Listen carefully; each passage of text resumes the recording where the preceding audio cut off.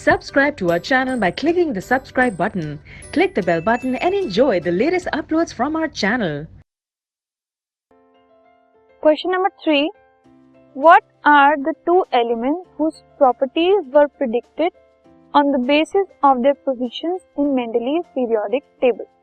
Mendeleev के periodic table में उन्होंने कुछ स्पेसेस छोड़ी थी, तो दो एलिमेंट्स कौन से हैं जिनकी प्रॉपर्टीज को प्रिडिक्ट किया गया था मेंडलीव के पीरियोडिक टेबल में उनकी पोजीशन के बेसिस पर?